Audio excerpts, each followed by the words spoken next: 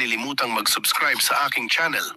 Pindutin mo din ang notification bell button para lagi kang updated sa mga napapanahong balita.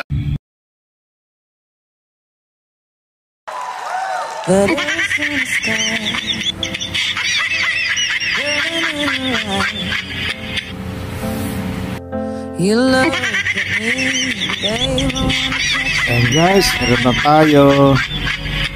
Talagang madulas talagang bukirin. Nagkadulas-dulas na si Rico. Ito na tayo guys. Tingnan natin ang video ito sa chapter 1. Ang chapter 1 na ito guys ay ang mga unang activity ng pagbubukid guys. Sinabi kong unang activity dahil uunahin natin sa pagtatanim ng palay ay ang pagpupunla muna ng mga palay. Pupunla muna natin mga palay guys.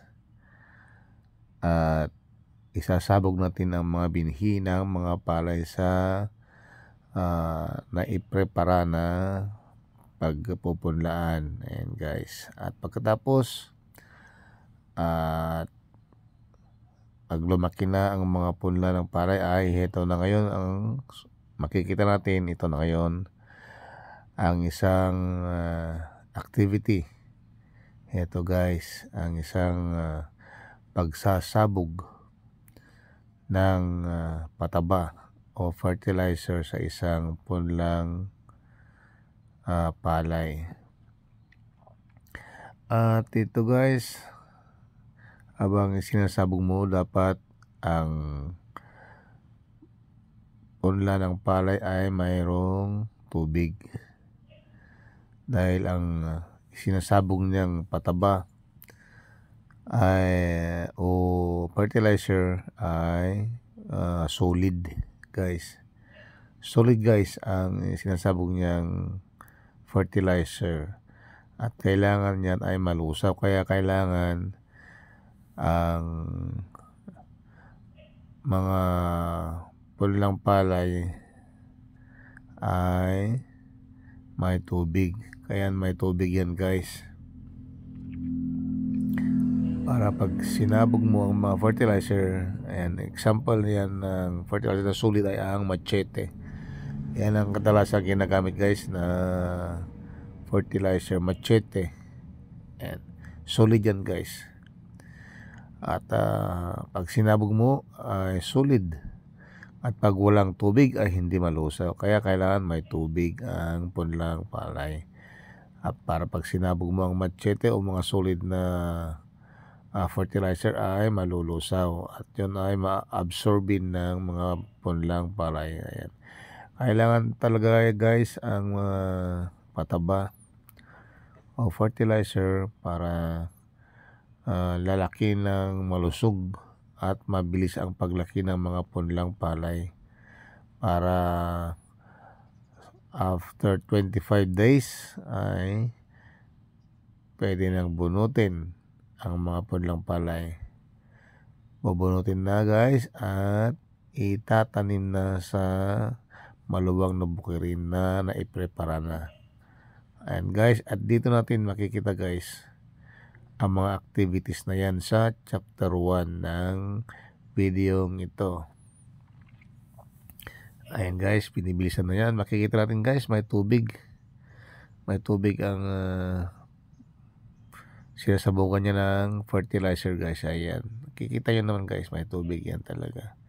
Ayan ang isang requirements guys bago magsabog ng fertilizer.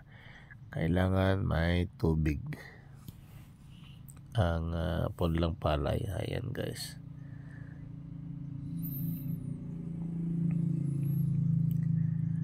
At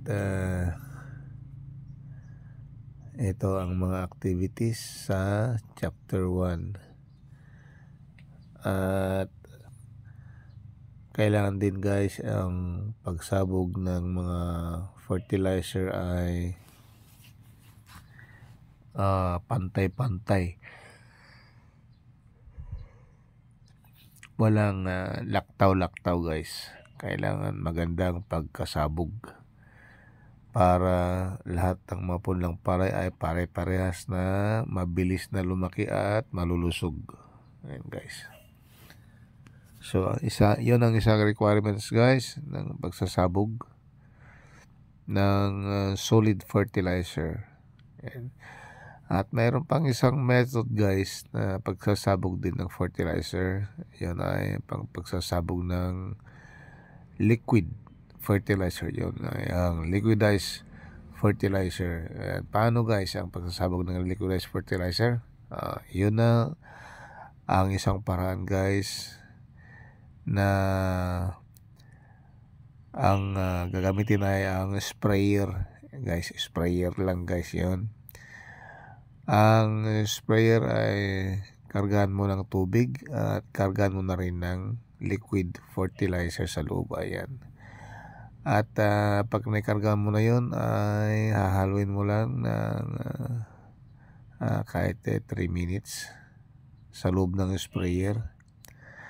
At pagkatapos ay pwede nang i-spray. Yan ay knapsack sprayer yun guys.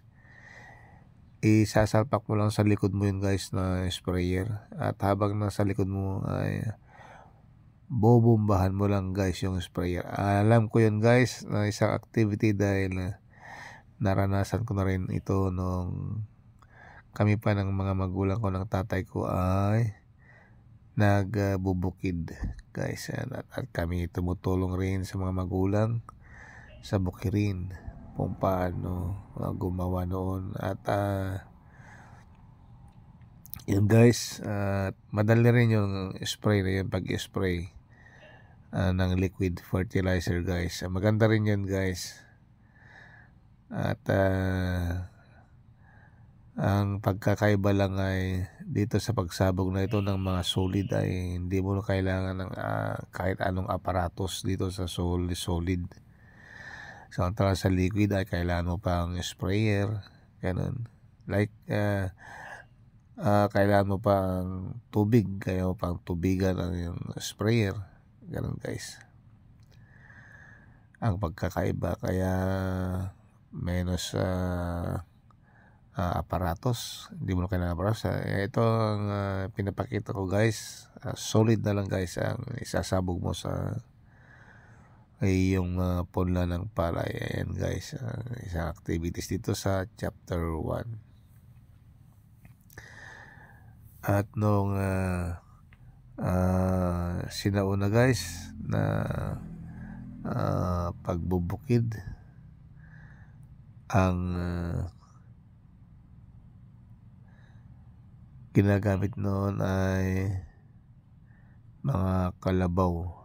Ayan guys, kalabaw at mga baka, mga animal guys noong sinauna. Ayan ang mga sinauna guys na pagbubukid. At nung lumabas ang mga machineries guys ay napatalsik na rin ang kalabaw at baka dahil ang mga animal ay talagang mabagal pa noon guys. Ayan, mabagal na paraan ng pagsasaka. Pero nung dumating na ang mga machineries, nako, yun ang tinatawag na kuliglig o traktor. Ayan, dumating na ang mga traktor, mga kuliglig, yun napakabilis na guys. At napakagaan na guys sa mga magsasaka. Ang ganoong style ng pagbubukid o pagsasaka guys. Kaya ito ang napili ko isang video ko guys dahil ito ay may karanasan ako sa ganitong pagbubukid o pagsasaka. Naranasan ko rin guys ang nagiging katulong ng mga tumutulong kami sa mga magulang namin dahil ang mga magulang din namin ay naging farmer din guys ng mga nakaraang Nandito pa sila ang mga magulang namin. Talagang tulong kami guys sa bukid. Yan, nagfa-farming din ang mga magulang namin. Kaya marami akong alam sa pinapakita kong vlog na ito sa buhay ng mga magsasaka sa probinsya yan guys. Kaya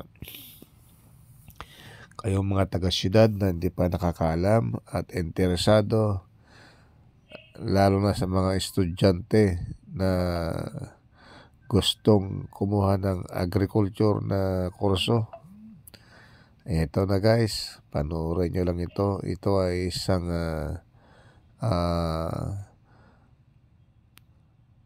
ituturo siguro sa inyo sa school ito. Pero ito, panoorin nyo lang ito. Hindi nyo na kailangan pang pumunta sa bukid at panoorin ang mga ginagawa guys sa bukid. Panoorin nyo lang ang video ito at malalaman nyo na ang mga activities ng farming, paanong pagbubukid, activities sa pagsasaka, sa rice farming guys. Ayan. Ito ay napakagandang video guys para sa mga estudyante at para rin sa mga taga-syudad na hindi pa nakakalam sa mga activities ng isang farming. Yan guys, ito guys mapapakita mula sinauna ng method of farming o proseso ng pagbubukid o pagsasaka mula umpisa, mulong sinauna hanggang sa ngayon guys. Ipapakita, malalaman natin dito ang mga activities kung paano umasenso ang ating agrikultura at farming at pagbubukid, pagsasaka, ano ang mga ikinabubuti o ano ang mga na-develop o na-improve sa pagsasaka guys, farming, rice farming. Ano ang mga bagay-bagay din na kailangan nating alamin sa pagbubukid. Ayan guys, at ito makikita natin na dito lahat guys sa aking vlog na ito. At ito ay na-divide ng 3 chapter guys. Ang unang-una ay chapter 1 at ang sumunod ay ang chapter 2 at ang sumunod na naman ay ang chapter 3. So sa video ito guys ay mayroon tayong chapter 1, chapter 2, chapter 3. Ang mga chapter nito ay naglalaman ng mga activities na hindi pwedeng pagsasabayin o isang setting lamang ng isang video guys, dahil sa mga time frame, mayroon silang mga time frame guys. Kagaya ito, chapter 1, ang pag nagpupunla ka ng palay guys, ay hihintayin mo pang maging 25 days old ang inyong punlang palay bago mo bunutin at itanim ulit sa napakalawak na bukirin. Ganun guys. Ayan, 25 days ang hintayin mo bago mo bunutin at itanim sa maluwang na bukirin. So, ayun guys, kaya hindi pwedeng iisa lamang ang video ito. May chapter guys dahil sa time frame. At habang hinihintay mo naman guys ang 25 days na paglaki ng ating mga punlang palay, ay isasabay mo na rin ang pagkuliglig o pagrotor sa mga bukirin na hindi pa naayos. Yung mga matitigas pa ang lupa, hindi pa naging handang taniman guys. Iyon ang isang activity na makikita rin dito guys sa chapter 1. Ayan, ito makikita natin na isang magsasaka ay nagsasabog na ng fertilizer o pataba sa kanyang punlang palay habang hihintayin pa ang 25 days na paglaki ng mga punlang palay, guys. Ayan.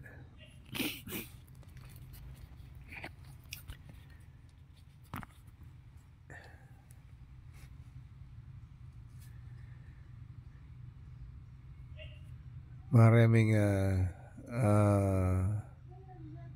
activities, guys, ang pagbubukid. Kaya nung hindi pa na-develop o hindi pa umasenso, guys, ang pagsasaka ay talagang napakahirap, guys, dahil lahat puro manual labor. Manual labor lahat dun, guys, noong kasi nauna. Pati lalo na yung harvesting, pagka-harvest. Ako, yun ang talagang dinevelop ng mga nag-iimbento ng mga machineries. Nag-iimbento sila ng tractor na thresher. Iyon ang tinatawag na reaper machine. Ang ginagawa doon ay yung traktor na ang nagpuputol ng palay at siya na rin ang nagsusubo sa kanyang mismong thresher at tinitreasure na niya sa loob ng traktor at doon lumalabas na mismo ang mga butil ng palay. At ang ginagawa na lamang, guys, ng magsasaka ay isasalok na lang ang mga sako, guys, sa palay na treasure na, guys. Yun na lang ang ginagawa. At yung magsasaka ay nakasakay din sa traktor. Doon na rin sinasalok ang mga palay, butil ng palay. Ganun, guys, ang asenso ngayon ng farming. Ayan, kagaya nung wala pang mga gilingan, guys, ang mga sinaunang paraan para matanggal ang balat ng mga butil ng palay. Ayan. Kung hindi pa nyo pa alam ay yung mga paraan noon, guys, ng mga sinauna ay ang didikdikin nila, guys, ang butil ng palay hanggang sa matanggal ang mga balat. Ganun, guys. At dito ipapakita ko sa chapter 3. Nakikita din, guys, ang mga paraan kung paano umasenso, paano na-develop ang pag-harvest ng mga palay at ang mga gilingan, kung paano ang mga sinaunang gilingan ng mga ating mga ninuno noon nung wala pa tayong mga machineries. And, guys, kaya nung biglang dumami ang mga machineries, gumaan na lahat ang mga magsasaka. Gumaan ang pagsasaka ng mga palay, gumaan na ang farming, guys. At talagang umasenso ang agriculture natin. Yan. At isa pa ngayon, guys, ay kahit hindi na umuulan, marami na tayong tubig. Ano ang paraan, guys? Bakit kahit walang ulan ay maraming tubig ang mga bukirin? Yun na, guys, ang ginawa ng mga isang agency na tinatawag na NIA, National Irrigation Administration. Yun, guys, agency ng gobyerno yun, guys, na tumutulong sa ating mga farmers. Ayan, sila ang nagtuturo o gumagawa ng mga irrigation, guys. Silang tumutulong sa ating mga magsasaka. Ayan ang agency ng gobyerno, guys. Ayan. At sila ang nag-develop ng irrigation, guys. Kaya kahit wala lang ulan, mayroon na tayong patubig sa bukirin. Yan din ang isang napaka gandang accomplishment ng NIA, National Irrigation Administration. Yan din ang isang pag-asenso ng ating mga bukirin. Hindi na kailangan maghintay pa ng ulan-ulan dyan, guys. Basta kinuha na ng tubig sa irrigation. Kasi ang ginagawa nila, guys, ay gumawa sila ng mga dam na maipon ng tubig at doon ipapaagos nila ang tubig papunta sa mga bukirin. Yan ang isang activity, guys, ng mga agency ng National Irrigation Administration, guys. Yan ang isang tulong ng agency ng gobyerno. Kaya ayan, guys, makikita natin. At isa pang may tuturo dito, guys, ay ang pagsabog ng solid na fertilizer, guys. Kailangan ang pagsasabog ng solid fertilizer ay walang laktaw-laktaw. Kailangan pantay-pantay, guys, ang pagsabog para lahat ng mga punlang palay ay makatikim ng fertilizer, guys. Ayan.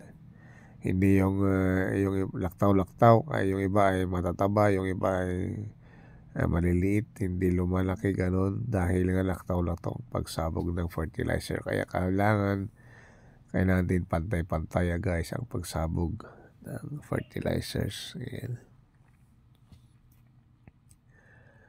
At makikita natin, guys, ayan, kung paano ang pagsabog. Ganyan, guys, ayan. Walang malalaktawan, guys. Ayan.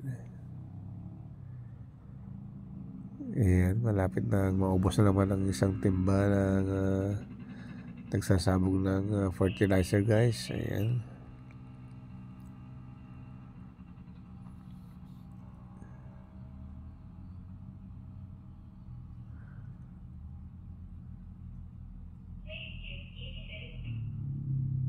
Ayan, guys, titingnan natin anong susunod dito pagkatapos na nasabugan na niya lahat ang punlang palay, guys.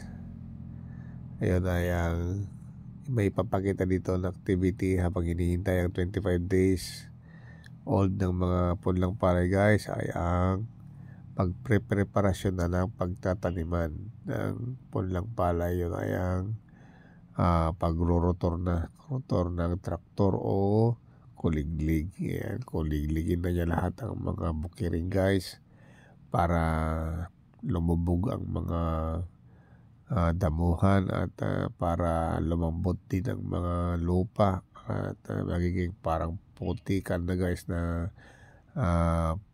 napakalinis na, wala ka lang makitang damo, guys. At yun ay pwede lang taniman ng mga palay. Ganun lang, guys, yung susunod dito sa chapter 1. At makikita natin dito kung paano napatalsik ang mga animal na katulong ng mga magsasaka noong sinauna pa lang, guys. Mga kalabaw, mga baka, yun ang mga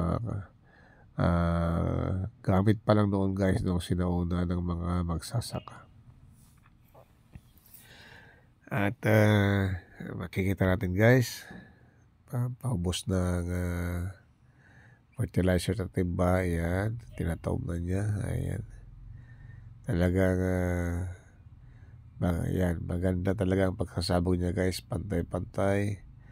Makikita natin, guys. Kaya ayan, yung mga hindi pa alam na gustong magsaka, gustong magbubukid o magsasaka, panoorin nyo lang ito, guys. Ayan, ayan na. Tapos na, guys, ang pagsasabog ng fertilizer. At ang susunod na ngayon na may papakita, guys, ay ito. Ito na tayo, guys. Ito na ang isang traktor o kuliglig. Ang tawag yan ay kuliglig. Ayan, guys. Ayan, kikita nyo, guys, ang gulong niya. Ayan ang dudurog sa mga lupain na maraming damo maraming damo na hindi pa namamatay guys. At yan ay ihahalo niya ang mga damo sa lupa na magiging malambot na putik. At habang tumatagal ng mga damo guys, naihalo sa putik o lupa ay nabubulok na. At isa rin guys yan paraan para mabilis ang pagpreparasyon guys sa taniman. Ayan, kita nyo guys, lahat ng dadaanan itong kuliglig ay lupa na lang mga makikita guys. Ayan, nagiging putik na yan guys, malambot na yan, pwede lang taniman. Pagka pwede lang itanim ang mga punlang palay. Makikita nyo guys, ilang minuto lang yan guys. Napakaluwag yan guys, pero ilang minuto lang tapos ka agad yan guys. Ayan.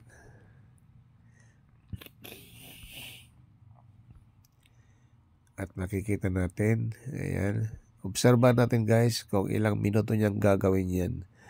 At iyan ang isang dahilan kung bakit napatalsik ang mga kalabaw at baka sa farming. Dahil ito ay magaan na sa magsasaka na trabaho.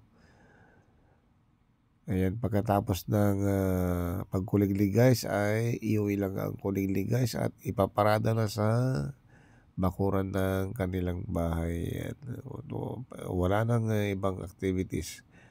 Guys, pagtapos ng pagkuliglig, hindi kagaya ng kalabaw guys, kahit tapos na ang farming, kailangan mo araw-araw yun guys na ipapastol. Kailangan niyang din kumain dahil yun ay nabubuhay sa mga damo.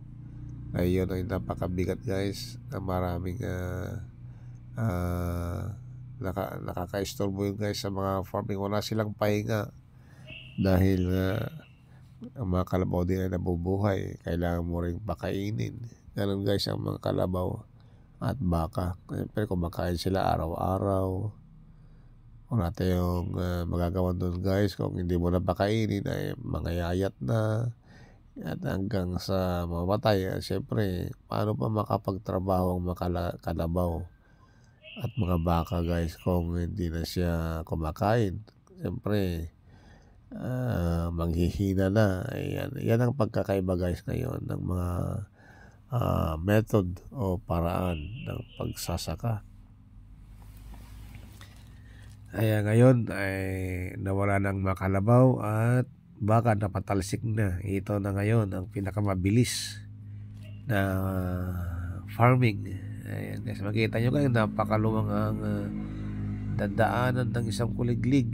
Ayan, kita nyo guys, ang bilis. Ilang minuto na lang, kukunti na lang natira guys. Ayan ayan, umiikot. Parang LSC yung gulong niya guys. Iyan ang kakalmot sa lupa guys at kakalmotin niya ang mga damo. Ayan guys, yung gulong niya talaga guys ang gumagana dyan. At yung nasa likuran niya na mga bakal, yun ay kakayurin din niya yung hindi makamot na gulong. Yun ay yung pagitan ng dalawang gulong guys. Makikita nyo yung dalawang gulong may pagitan. Yun ay kakamutin din yung sumusunod sa likod guys. At ayan, yan yung nasa likod niya guys, yan. At yan din makokontrol guys kung gaano kabilis. Kung gusto mong mabilis ang pagtakbo ng iyong kuliglig, ay itaas mo lang ng konti guys yung manibela, yung hinahawakan mo para tumakbo ng mabilis. Ayan guys, wala na. Yan ang huling takbo niya guys dyan. Wala na yung damo. Ay guys, at kung gusto mo rin namang mabagal ang takbo dahil gusto mong talagang kakamutin niya ang lupa, ay idiin mo lamang yung manibela. Yung parang yung manibela guys na hawak-hawak na magsasaka yun. Parang manibela niya. Idiin mo lang pababa guys at babagal na ang takbo. At pero yung rotation ng gulong ng kuliglig, yun ay hindi nagbabago yung guys, kasi hindi naman nagbabago ang andar ng makina ng kuliglig. Yan lang ang kontrolan mo kung gusto mong pabilis ang takbo o pabagalin ang takbo, ganun guys. Kung alam mong matitigas pa ang mga lupa guys, ay kailangan mabagal ang takbo. Kokontrolin yun guys na nasa likod. Idiin mo lang yun guys at ayun ay kumakapit na sa lupa at magiging mabagal na. Ganun guys ang technique yan. Kuliglig na guys yan. Ayan. Kaya naalala ko tuloy nung kami rin ay nagkukuliglig sa aming farm noon ng mga magulang ko. Ayan. Kaya naalala ko tuloy lahat mga ginagawa namin nung nagfa-farm kami. Ayan guys. Ayan. O, kita nyo guys, itinaas niya para matanggal ang mga kinakain niya mga damo. Ayan guys. Lumipat na naman sa ibang lugar guys, isang box ng bukirin. Ayan. Parang isang bus kasi yan guys na may parang nakulong-kulong na ganun guys. Kulong-kulong ang isang lugar para makontrol mo kasi yan ay isang paraan para makontrol mo ang mga tubig na pumapasok guys. Ayan guys. And makikita natin guys, ito naman isang lugar na nilipatan ng kuliglig yan. Napakaraming damo na naman guys. Obserba na naman natin guys kung gaano kabilis ito. Minuto lang yan guys, tapos na naman yan. Ganyan kabilis ang pagtatrabaho ng isang makinarya na kuliglig ang tawag yan. Traktor guys yan. Kuliglig ang tawag yan. O kubota. Ayan guys. Ayan. Makikita nyo yung gulong yan guys. Ayan ang dumudurog sa lupa at mga damuhan. Ayan. Parang makikita nyo guys, kung minsan mabilis siya mabilis tumakbo ang kuliglig guys. Kung minsan ay pinapabagal din niya dahil nararamdaman niya siguro matigas pa ang lupa. Kaya kailangan kamutin ng gulong niya yan guys. Ayan guys.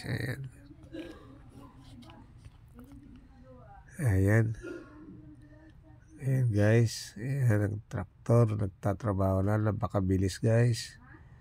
Ayan. Ilang minuto lang yan guys. Tapos na naman ang isang ipreprepara na magsasaka habang hinihintay ang 25 days old ng ponlanyang palay. Ayan guys. Ayan. Kung ilang araw yan guys, bubulukin niya lang ang mga damo at wala nang tumutubo dyan. At ang susunod na ay ang pagtatanim na ng mga plantation, rice plantation na ang susunod guys. Ayan. Napakabilis na ngayon guys. Talagang iyan ay isang pag-asenso ng ating agrikultura, ang pag-asenso ng farming. Ayan. Sa bukid talagang mabilis na. Ayan ang kinaganda ng mga machineries guys. Pagka tapos ng trabaho, iparada mo na lang at wala na. Pwede ka magpahinga. Antay mo na lang mga araw na naka-schedule. Mayroong kasi mga time frame yan guys. Kagaya ng pagpupula ng palay. May 25 days old guys ang mga pananim, ang mga punlang palay. At pagkatapos na naman guys, naitanim na sa maluwang na bukirin ang mga nabunot na punlang palay, ay maghintay na naman tayo ng 110 days guys bago harvesting na naman rice. Harvesting ng mga palay. At yun ang hihintay natin guys. Kaya ang channel na ito o ang video ito ay na hati ng tatlong chapter. Chapter 1, Chapter 2, Chapter 3. Unang-unang activities guys sa pagbubukid o pagsasaka ay ang Chapter 1. At pagkatapos ng 25 days old guys, ay ang Chapter 2 naman ang mapapanood. Ayan. Pagtapos na ng pagtatanim, mag-umpisa ka na lang magbilang ng 110 days. Ayan guys. 110 days ang hihintayin mo bago harvesting na naman. Yun ang makikita natin sa chapter 3 sa video ito sa buhay ng mga magsasaka sa probinsya. Ayan guys ang time frame, kaya hindi kayang isang video lamang ang mapanood natin dito sa buhay magsasaka sa probinsya. Hindi pwedeng isa lamang guys ang video ito dahil sa time frame na tinatawag. So chapter 1, chapter 2, chapter 3. Ayan guys, at dito natin mapapanood lahat ang mga pag-asenso ng agrikultura, dahil ipapakita ko rito guys ang mga sinaunang proseso, sinaunang method o sinaunang pagbubukid ng mga ating mga kababayan. Thank you for watching guys. Just click on my YouTube channel, Aljoning Rick.